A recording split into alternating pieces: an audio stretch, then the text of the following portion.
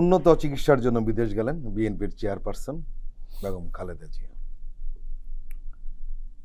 ভাগ্যের কি নির্মম পরিহাস, একজন পালিয়ে গেলেন, আরেকজন কোটি কোটি মানুষের দোয়া নিয়ে সুস্থ হওয়ার কামনায় বিদেশ গেলেন।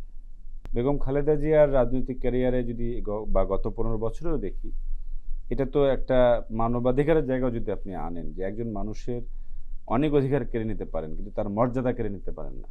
আপনি একজন বিচারের অপরাধীকেও আপনি অপমান করতে পারেন না। তো তাকে অনেকভাবে এটা করা হয়েছে, মানুষ সেটা দেখেছে, এবং তার দল যে প্রতিবাদ প্রতিকার করতে পারেনি, মানুষ হয়তো দোয়া করেছে তার জন্য। সেটারই প্রকাশ। মানুষ চায় কি, ভালোবাসলে কি চায়, ভালোবাসা যদি আপনি কোনো না কোনোভাবে প্রকাশ করবেন, ভালোবাসা জিনিসটা ফুল, তার যদি সে সুবাসটা না ছড়াতে পারে তো আর ফুল থাকলো না। তো ভালোবাসাটা আমরা জানাতে চেয়েছে। রাজনীতির মধ্যে যে ভক্তি ভালোবাসা, সেই সংস্কৃতিটার একটা বড় রকমের ফেরত আসাটা বা তার একটা মহড়া প্রদর্শনী আমরা দেখলাম। যিনি একজন গৃহিণী ছিলেন, তার সম্পর্কে এটাও বলা হয় যে তিনি টাকা জমিয়ে 3 মাসে 90 টাকা জমিয়ে তারপর নাকি একটা শাড়ি কিনেছিলেন।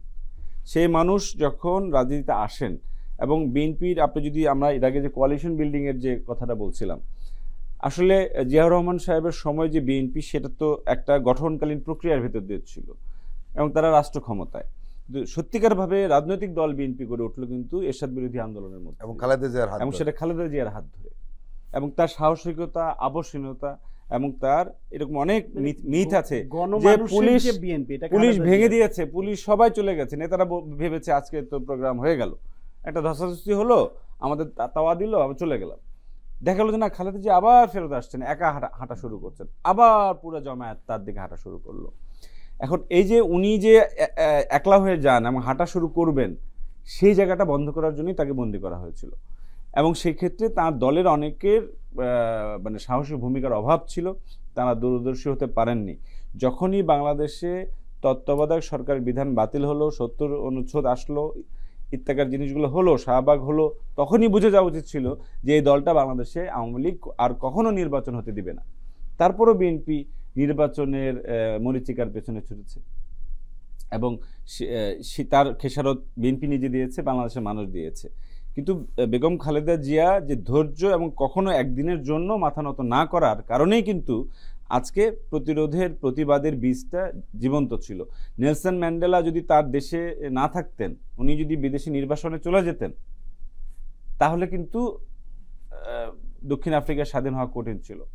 খালেদা জিয়া দেশে ছিলেন, আছেন, এখন চিকিৎসার জন্য গেছেন, আবার ফিরবেন সুস্থ হয়ে আশা করি।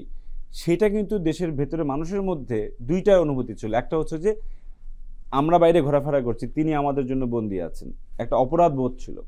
আরেকটা হচ্ছে যে এই মানুষটা যদি এত সাহস, এত অনমনীয় থাকতে পারেন, তাহলে আমরা কেন পারবো না। এবং আমরা দেখেছি যে আমাদের ছাত্র নেতৃত্ব সেনা সদরের যে অনুষ্ঠানে, তারা বিনয়ের সঙ্গেই তার সামনে গিয়ে হাজির হয়েছে। তার বিদায়ের সময়ও তার যে ছবি পত্রিকা দেখেছি, তার দলের সহকর্মীরা বা তার অনুগত অনুসারীরা যে ভঙ্গিতে তার সামনে দাঁড়িয়েছে, সেটা হচ্ছে একটা বিশাল ত্যাগ এবং সাহসিকতার প্রতি একটা অভিবাদন।